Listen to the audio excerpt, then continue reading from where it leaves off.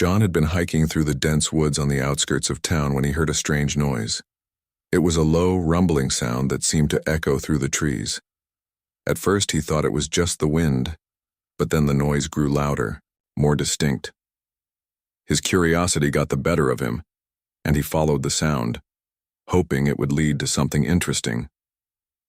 As he walked deeper into the forest, the air grew thick with the smell of burning metal and something else. A strange, almost electric scent. The trees cleared suddenly, and before him lay a sight he couldn't have imagined in 1,000 years. A spaceship. It was large and sleek, its surface covered in strange symbols and glowing faintly with an eerie light. It had crashed into the ground, leaving a massive dent in the earth. Smoke billowed from the wreckage, and a few flames flickered from the broken ship's side. John froze, his heart racing. He wasn't sure what to do. His first thought was to run, to find help, but something about the situation seemed different. This wasn't just some plane crash or strange accident. No, this was something else, something beyond his understanding. His instincts took over. He rushed toward the wreckage, carefully stepping over the scattered debris. The smell of burning metal was overwhelming, and his throat burned with each breath. As he approached the wreck, he noticed something that made his blood run cold. A figure was lying unconscious near the ship, her body partially covered in rubble. Her skin was pale, almost translucent, and her long hair shimmered like silver in the sunlight. She was breathing, but barely. Without thinking, John rushed to her side. "Hey, are you all right?" he asked, his voice shaking. He had no idea why he wasn't terrified. Maybe it was the desperation in her eyes, or maybe it was the strange connection he felt as soon as he saw her. Whatever it was, John knew he couldn't leave her there. He carefully lifted her into his arms and started walking back toward his cabin, his mind racing. Who was she? Where had she come from? But there were more pressing concerns. He needed to get her somewhere safe. Her body was cold, and she was too pale, her body too still. He didn't know what to think, but he had to act fast. When he reached his cabin, John carefully laid her down on the couch, trying to keep her as comfortable as possible. His hands were shaking as he checked for injuries. There were no obvious wounds, but the strange heat radiating from her body and the odd energy that seemed to pulse from her skin unsettled him. John was used to helping injured animals, but this was beyond anything he'd ever encountered. He grabbed a blanket and draped it over her. For a moment, he just stared at her, trying to make sense of what had happened. His mind kept returning to the spaceship, the wreckage still smoldering, in the forest. The thought that someone from another world could have crashed on Earth seemed impossible, but looking at the woman in front of him, John couldn't deny it. After a few moments, she stirred. Her eyes fluttered open, revealing a bright, almost glowing shade of green. She blinked at him, her gaze confused and uncertain, but there was something in her eyes that spoke volumes. Fear, maybe. Or curiosity. John didn't know. "Who are you?" Her voice was soft but carried a strange musical quality. It was almost as though she wasn't speaking English, but somehow he understood her. "I'm John," he said, his voice trembling. "I found you out in the woods. You crashed." The woman blinked again, then winced as if the word crashed meant something to her that she didn't fully understand. Her head turned slightly to the side as though she were trying to process the information. I don't know what happened," she whispered, her voice growing weaker. "Where am I?" John's heart skipped a beat. There was something incredibly unusual about her, something that didn't feel human. She looked human, of course, but there was a certain ethereal quality about her. Her skin was too perfect, too smooth, and her hair shimmered with a soft light that he couldn't explain. "You're on Earth," John said, trying to steady his voice. "You crashed here, your ship. It's out there." He gestured toward the window where the remnants of the spaceship could still be seen in the distance. Her eyes narrowed slightly, and she slowly sat up. "Earth." She repeated the word, slowly, as though tasting it. "I've never been to Earth. I don't remember. What am I? What is this place?" John was at a loss for words. The more he looked at her, the more questions piled up in his mind. He had to know who she was, where she came from, and what she wanted. But one thing was clear. There was something special about her. Something that John couldn't quite put his finger on. He just knew that he couldn't let her go. Not yet. And as she gazed at him, a quiet intensity in her eyes, John felt something shift within him. Maybe it was the way she seemed so lost, so vulnerable. Maybe it was the strange, unspoken connection he felt with her. But whatever it was, John knew he was about to embark on a journey far beyond anything he could have imagined. And that was just the beginning. John sat across from her, his mind racing. The woman, Saira, she had called herself, was no longer lying on his couch. She was standing, gazing out the window with a look of confusion, her hands pressed lightly against the glass as if she was trying to make sense of the world outside. He had never seen anyone like her before. Her eyes, that glowing green, were filled with wonder, but also a deep sadness, as if she was trying to remember something important. "You've never been to Earth?" John asked cautiously, his voice soft, unsure of how to approach the conversation. Saira turned her head toward him, her gaze meeting his with an intensity that sent a shiver down his spine. "No," she replied, her voice barely above a whisper. "I have never seen a place like this. It's beautiful." She gestured toward the forest outside, where the trees swayed in the gentle breeze. "But it feels wrong, like I don't belong here." John couldn't understand what she meant. She looked so human, yet so out of place at the same time. Her features were delicate, almost otherworldly, and her skin, though pale, seemed to shimmer in the sunlight that filtered through the cabin windows. She wasn't just beautiful in a typical sense. There was something more to her. Something he couldn't explain. It was as if she had an aura that radiated from her, something that made everything around her seem less real, less grounded. "I can't imagine how you must feel," John said, his voice gentle. "I mean, this is a lot to take in. You crash on a planet you've never been to and everything's different. I'm sure it's all overwhelming." Saira's expression softened as she turned to look at him. "It is," she admitted. "But I feel safe here. With you." She paused, looking down at her hands as though she were trying to make sense of the emotions stirring within her. "I don't know why, but I do." John's heart skipped a beat. He hadn't expected that. She was a stranger to this world, and yet she felt safe with him. He didn't know how to respond.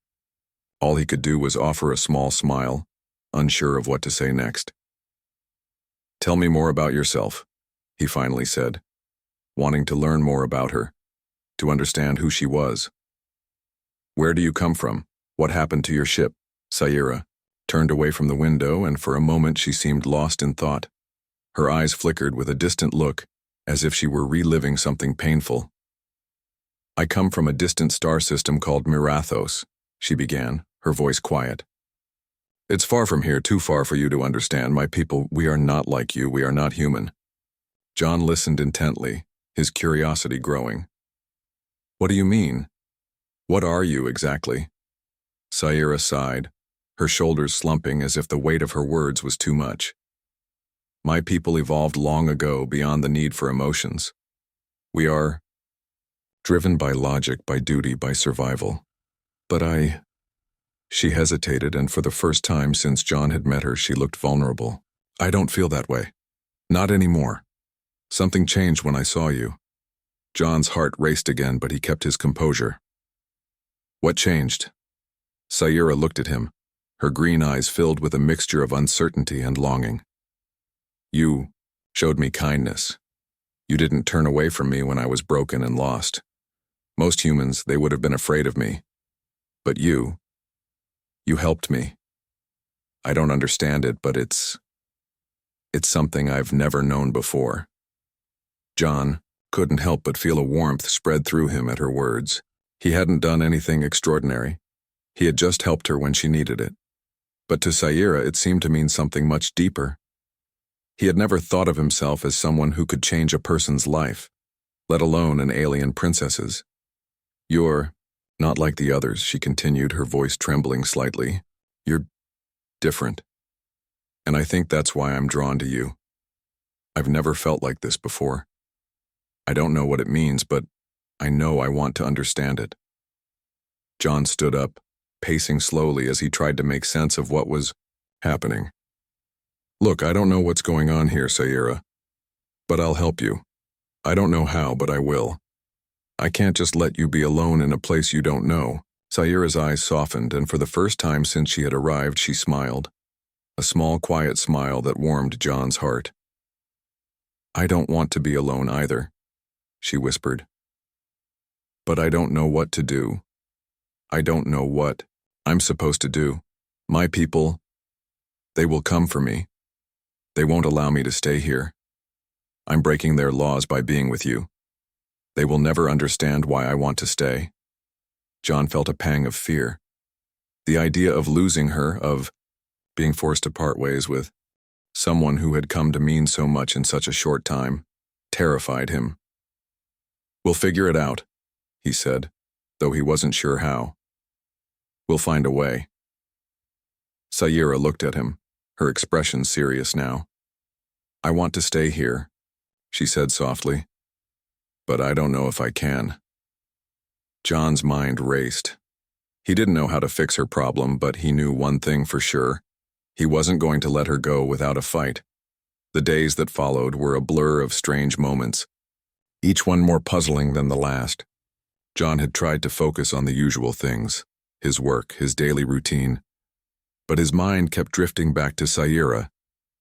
She was always there, in his cabin, sitting by the window, staring out at the forest, or quietly exploring the house as if she were trying to understand it.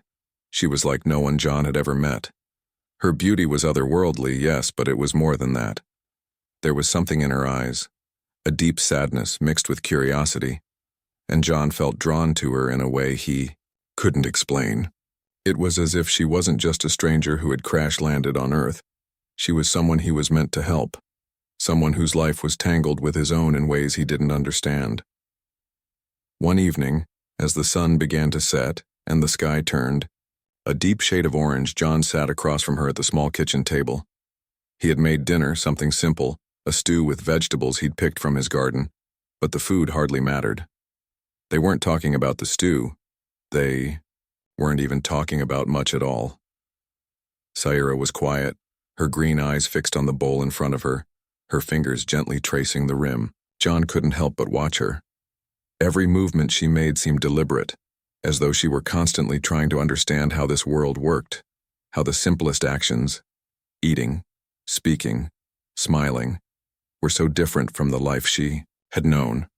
I don't know what to do, she finally said, breaking the silence. Her voice was soft but filled with an emotion that John couldn't quite place. I don't know why I'm here. John put down his spoon, his heart aching at the vulnerability in her voice. You're here because you need help. You crashed.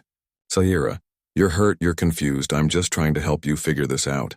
She lifted her eyes to meet his, and John could see that she was struggling with something deeper than just the crash. It was as if she were searching for meaning in a world she didn't understand, trying to make sense of it all. I know, she said quietly, but it's more than that. There's something inside me, something I can't ignore. When I look at you, I feel something. It's confusing. John's chest tightened. He could feel it too. The strange connection between them, the pull that seemed to get stronger each day. He didn't know what it meant, but he couldn't deny it. There was something about her, something that made him want to protect her, to keep her close, even though they were from worlds that were galaxies apart. I don't know what to say, John admitted, looking down at his hands. I never expected any of this. I've spent my life on Earth living in my small world, and now, he let out a breath, glancing up at her. Now, I'm caught up in something I don't understand. I don't know what you're feeling, but I know I don't want to lose you. I don't want you to leave. Sayira looked at him with those intense green eyes, her expression softening. I don't want to leave either, she said, her voice barely above a whisper. But I don't know what will happen when my people find me. I don't belong here, John. I was not made for this world. I am an outsider and I don't know how to stay. John's heart sank. He knew she was right. She was not from Earth, and there were dangers they both had to face because of it. He had no idea what her people would do when they found out she was here, that she had defied their rules, broken away from everything she had ever known. But maybe, John began, his voice shaking with the weight of what he was about to say, maybe you don't have to go back. Maybe you can stay here, with me. Sayira's eyes widened slightly, her lips parting as if she were about to say something but then stopped herself. She looked away, her hands trembling slightly as they rested on the table. I don't know if I can stay. There are things I can't change. My people, they will never accept a union with a human. It's forbidden. John swallowed hard. He had suspected something like that, but hearing her say it out loud made it feel real. Then let's leave. We can go somewhere far away, somewhere they can't find us. I don't care about the rules. I don't care about anything except you. Sayira shook her head slowly, the sadness in her eyes deepening. It's not that simple. I can't just run away. There are consequences to my actions. If I stay here, if I marry a human, it would mean something more than just a broken rule. It would mean a war, John. My people would destroy everything to stop it. John leaned forward, his voice urgent. Then we'll fight them. I'm not afraid to fight for you. She stood up suddenly, her gaze distant as she stared out the window. The last rays of sunlight caught the edges of her silver hair, making her look even more like a creature from another world. You don't understand, she said, her voice trembling with emotion. I'm not just running from them. I'm running from myself. John watched her, unsure of what she meant, but he knew one thing. Sayira wasn't just confused about her place in the world. She was struggling with her own heart, her own feelings, and he didn't know how to help her through that. But he would try. He had to. I'm not asking you to run from who you are, John said softly. I'm asking you to stay. I'm asking you to fight for us. Sayira turned to face him, her expression unreadable. For a moment she was silent. And then she spoke, her voice barely above a whisper. I don't know what it would mean to be with you, but I want to find out. John's heart skipped a beat.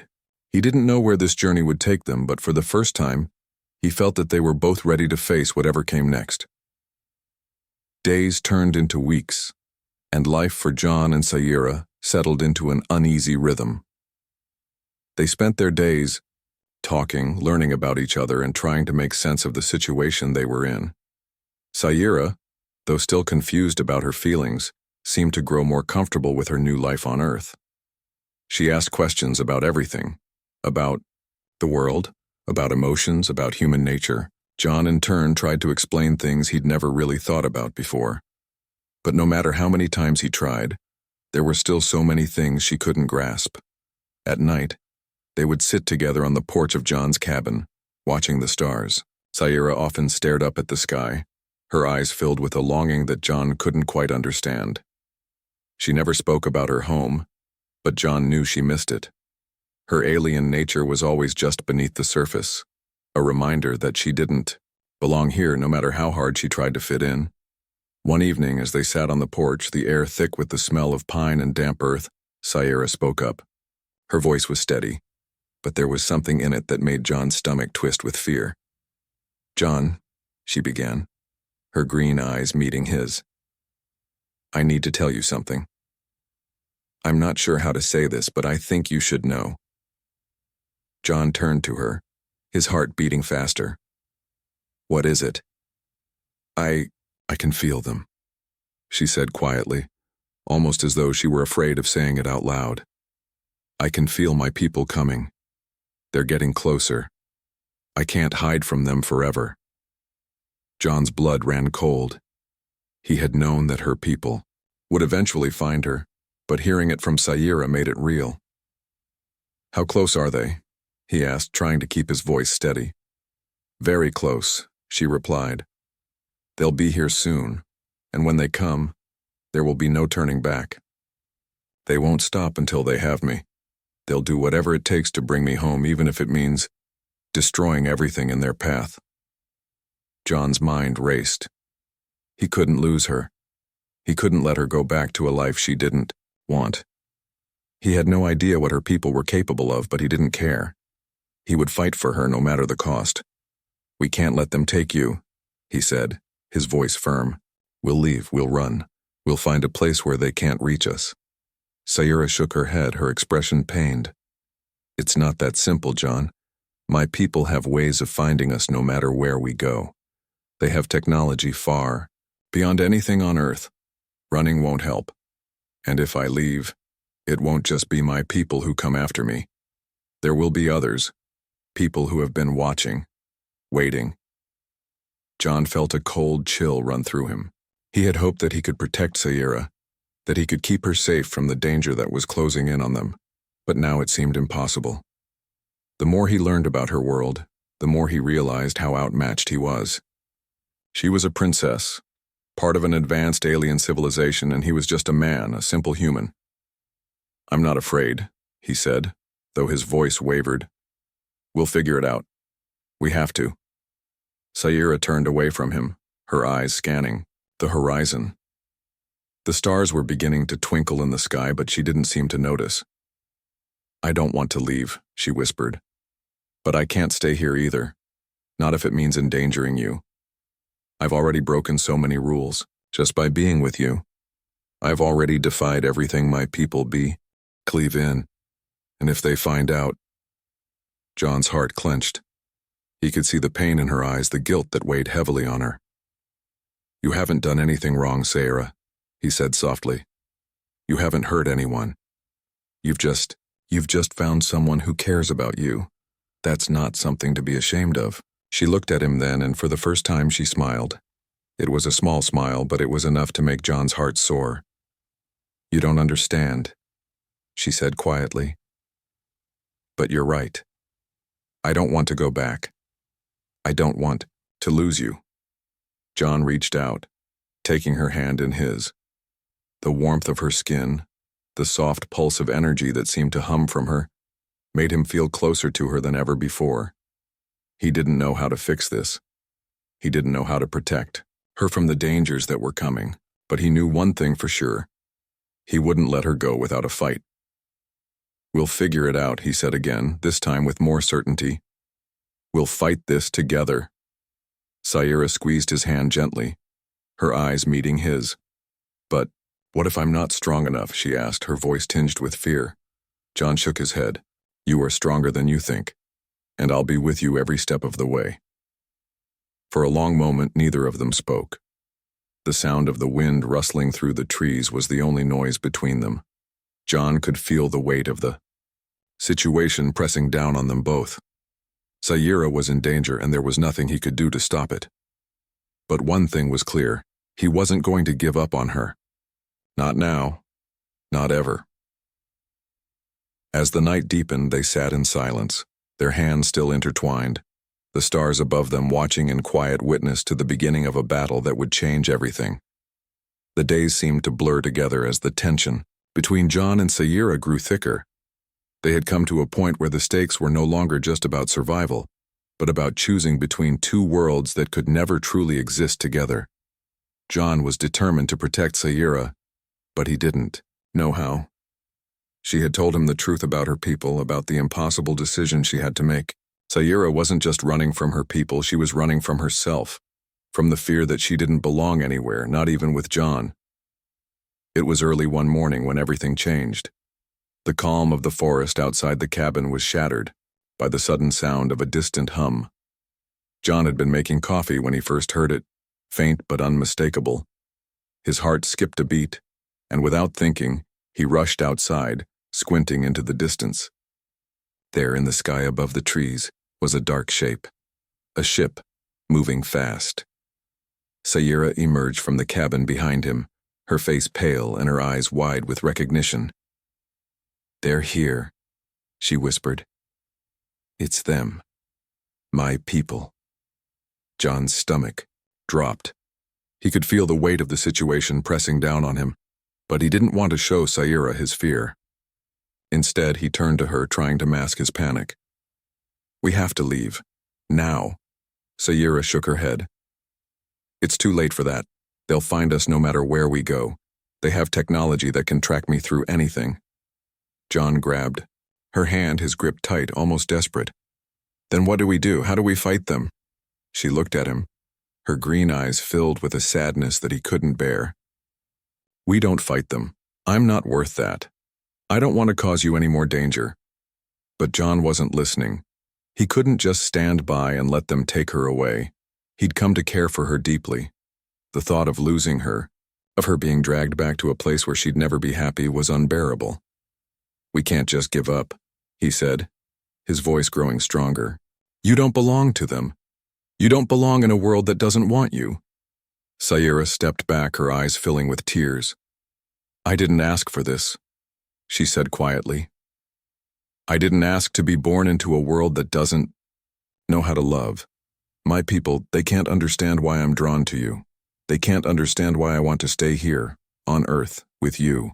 And I'm afraid that if I go back, I'll never be the same again." John felt his chest tighten. He knew this was more than just a fight for her freedom. It was a fight for her heart, for her soul, a fight for the chance to live a life that she had never been allowed to dream of. But how could he help her? How could he change her fate when he wasn't even sure how to protect her from the forces that were closing in? He pulled her into a tight hug, holding her close as if his arms could protect her from everything. "You're not alone," he whispered into her hair. "We'll figure this out, I promise." The hum of the ship grew louder, and they both looked up. The ship was coming closer, moving faster, and in that moment, John realized just how little time they had. He didn't know where to go, but he knew they couldn't stay here. If they were caught, it would be over. There was no place left for them to run. "We need to go," Saira said, her voice breaking through his thoughts. "It's now or never. If we don't leave now, it'll be too late." John nodded, his mind racing.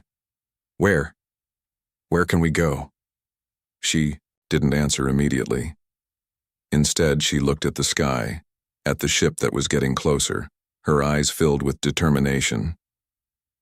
"There's a place on the outskirts of my people's reach. It's not far, but we'll need to move quickly." John's heart pounded in his chest. He didn't care where they went as long as it was far from here. He didn't care about the consequences. All he wanted was to protect Saira, to give her a chance at a life she could be happy with. Without another word, they grabbed what little they could carry, just a few things that John had around the cabin, and they ran into the forest. The hum of the ship grew louder, and the trees seemed to blur around them as they moved faster, their footsteps muffled by the thick underbrush. Saira led the way, her movements graceful and sure even in the panic of the moment. John followed her, his heart racing, not knowing what awaited them but knowing he had to keep going. As they ran, John could feel the weight of what they were doing. It wasn't just about survival anymore. It was about defying the very things that had once controlled Saira's life, the rules, the expectations, the impossible choices that had been forced upon her. And in that moment, John knew that he was willing to lose everything, even his own life, if it meant that Saira could have the freedom to choose her own destiny.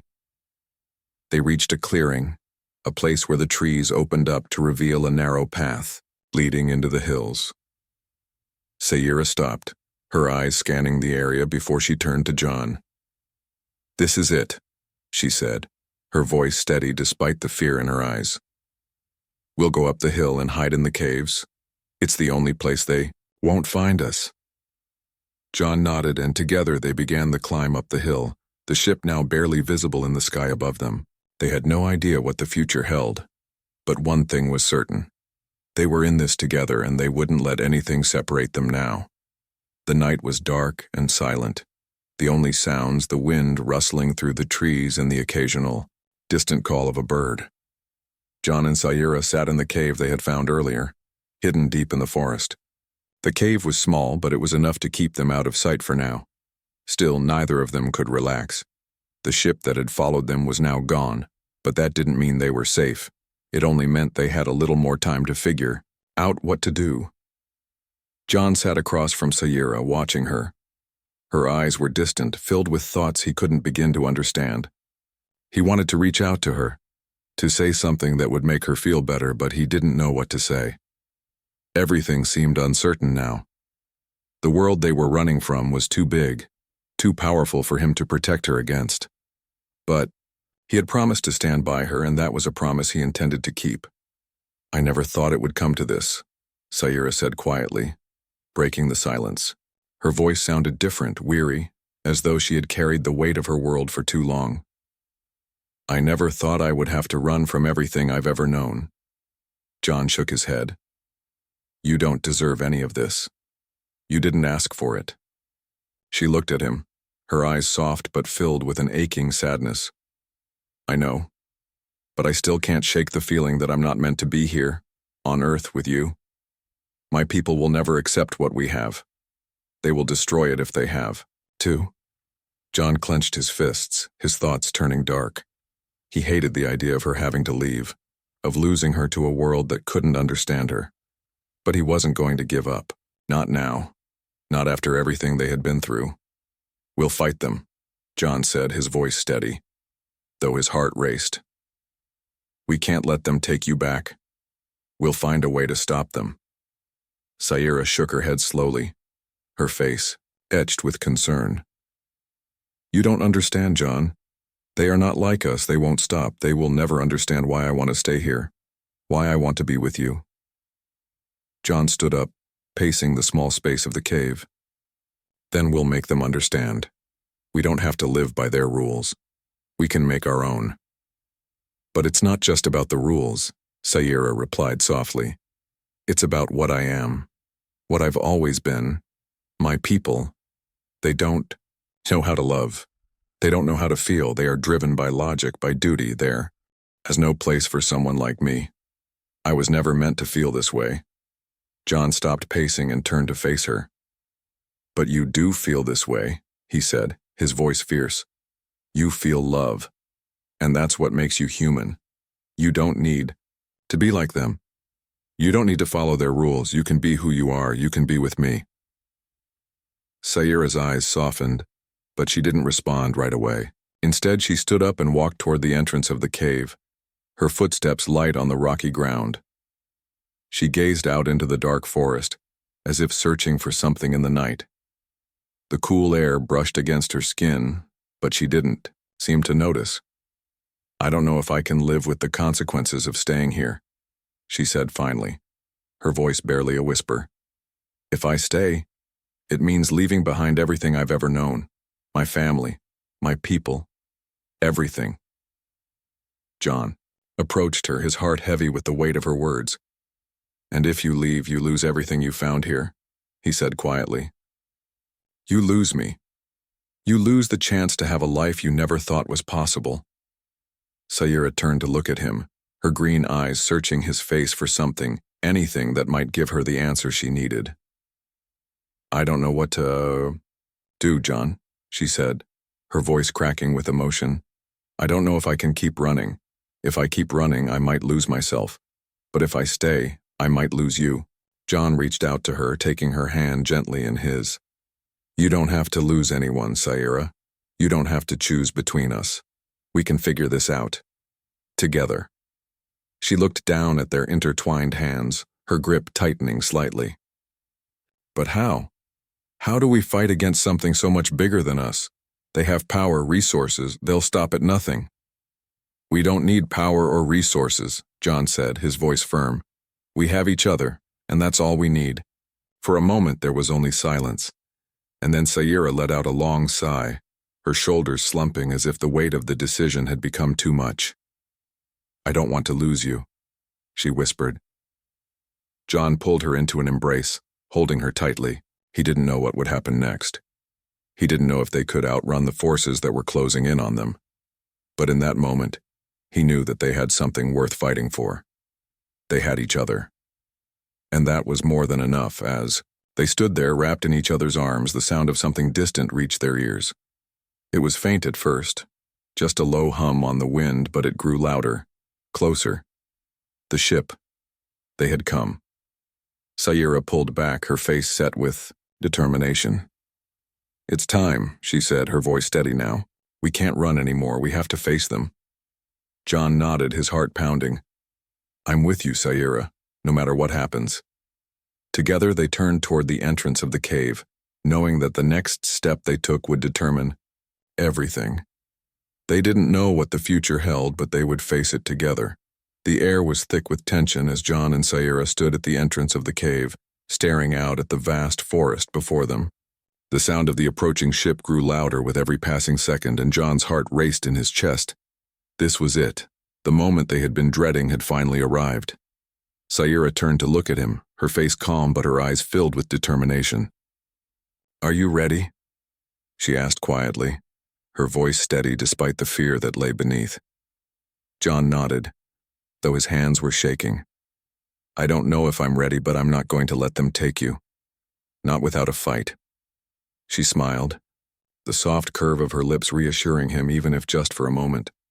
"You don't have to fight them alone, I'm with you, John. We're in this together." The ship's hum was growing closer, and John could see the shadow of it moving through the trees above. The forest was quiet now, as if holding its breath, waiting for what was to come. The two of them stood side by side, hands clasped tightly, as they watched the sky darken with the arrival of Sayira's people. It felt like a moment frozen in time, a moment where everything they had fought for would either be lost or won. Suddenly, the ship appeared above the treetops, its dark shape cutting through the sky like a blade. It was massive, its sleek surface reflecting the fading light of the day. The ship hovered silently for a moment, then slowly descended to land in a clearing not far from where John and Sayira stood. The ground trembled beneath their feet as the ship's engines powered down, and the air grew heavy with anticipation. John's mind raced as he glanced at Sayira. What now? She didn't answer immediately. Instead, she stood tall, her posture straight and proud as if she were ready to face whatever was coming. "Now we go to them," she said, her voice unwavering. "We don't run. We don't hide." John felt a surge of admiration for her, for the strength she was showing in the face of everything that had been forced upon her. He wasn't sure if he was ready to face whatever would happen next, but he knew one thing. He wasn't about to let her go back to a world that would never accept her. They had come this far. They had made it through everything together. Now, they had to see it through. As they approached the ship, a door opened with a low hiss and figures began to step out, their tall forms cloaked in dark, flowing robes. They moved with precision like soldiers, their eyes scanning the area, but it was clear they were focused on one person, Sayira. John stepped forward, placing himself between her and the approaching group.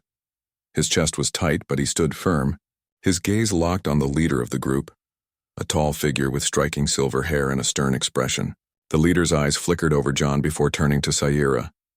"Sayira," the leader said, his voice cold and commanding. "You have broken the laws of our people. You have betrayed your duty. Come with us now, and we will return you to Mirathos. This ends today." John felt a knot tighten in his stomach, but he refused to back down. He stepped forward again, his voice strong, though his heart was pounding. "She's not going back with you, not like this." The leader's eyes narrowed as he regarded John with disdain. "You are human. You cannot understand what you are interfering with." "I don't need to understand," John replied, his voice steady. "All I know is that Sayira deserves to be happy. She deserves to live a life that isn't controlled by rules that don't make sense. She deserves to make her own choices." There was a long silence as the leader studied him. Finally, he turned his gaze back to Sayira. "You have been given a choice, Sayira. You chose to leave your world. You chose this human. But you cannot have both." Sayira's voice rang out, firm and clear. "I don't belong in a world that doesn't understand love. I don't belong in a place that tells me who I should be or who I can be with. I choose to stay here with him." John's heart swelled as he looked at her, knowing how hard it must have been for her to say those words. But she had said them, and there was no turning back now. The leader's face darkened. "Then you are no longer welcome among us, Sayira. You have chosen a path that will sever all ties to your people. I don't care, Saira said, her voice filled with finality. I don't need them anymore. I found something here, something I never knew I was missing. I found someone who cares for me, and that's all that matters. For a moment it seemed as though the leader would strike, but instead, he simply nodded. Very well, he said coldly. You have made your choice, but know this, Saira. Your actions will not be forgotten. Mirathos will remember. With that, the leader turned and gestured to his companions. They began to move back toward the ship, and before long they had disappeared into the dark sky. The hum of their ship grew faint, and then it was gone, leaving only the quiet of the forest behind. John and Saira stood in the clearing, the weight of what had just happened sinking in. They were free. But more than that, they had chosen each other, and nothing else mattered. John turned to Saira, his voice soft. You did it. You chose yourself. You chose us. Saira looked at him, her green eyes filled with something that was almost like hope. And I'll never regret it. Not for a second. John smiled, feeling a warmth in his chest that he hadn't felt in a long time. The future was uncertain, but for the first time he felt that they could face it together. Whatever came next, they would face it as a team, and together, they would find their way.